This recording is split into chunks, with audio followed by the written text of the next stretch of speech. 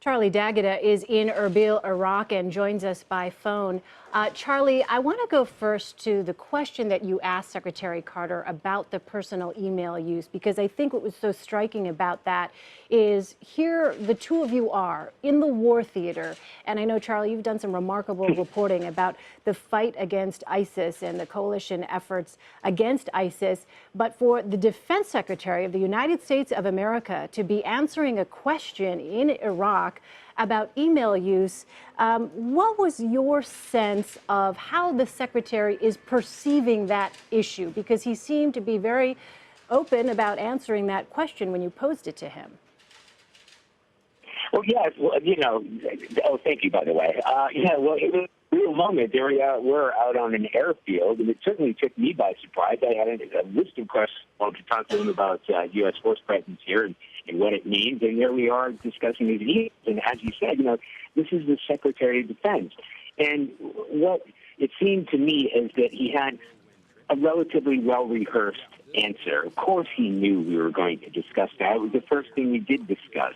And he just took it on the chin. He said it's a mistake, entirely my mistake, that he uses his email very, very little, and it's never classified, because I pushed him on that point. You sure it wasn't classified as sensitive? He said, confident that it wasn't.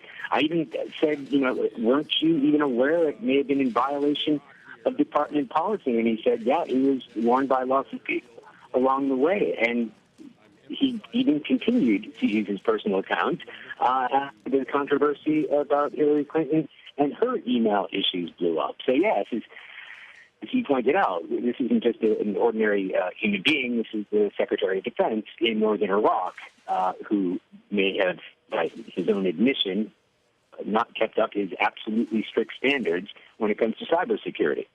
Indeed. Can we switch over to talking about ISIS now? Can you talk about the significance of the Secretary's visit to northern Iraq?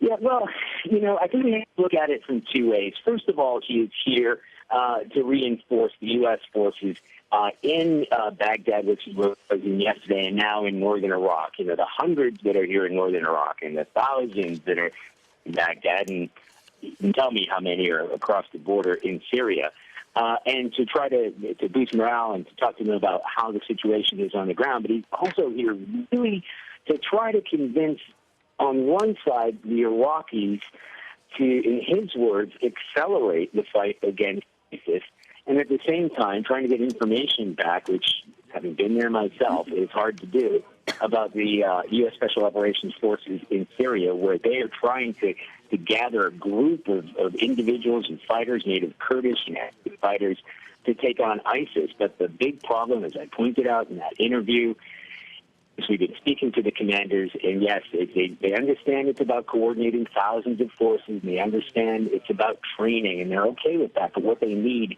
now is weapons. They simply cannot take on. I mean, it's ridiculous to even suggest the people that we spoke to, there's no way they can even approach Raqqa. They've been very effective in clearing out the areas where we were, but those are still fluid battle zones. We could not travel more than a quarter mile without coming up and making sure that that next checkpoint was still secured by Syrian Democratic Forces, Syrian Democratic Forces, and not ISIS. Especially yesterday, we were traveling through the fog, which is the very worst time because they literally cannot see the enemy coming, and ISIS is also less vulnerable to airstrikes. So it's an incredibly fluid and chaotic situation over on that side, but they really need weapons more than coordination.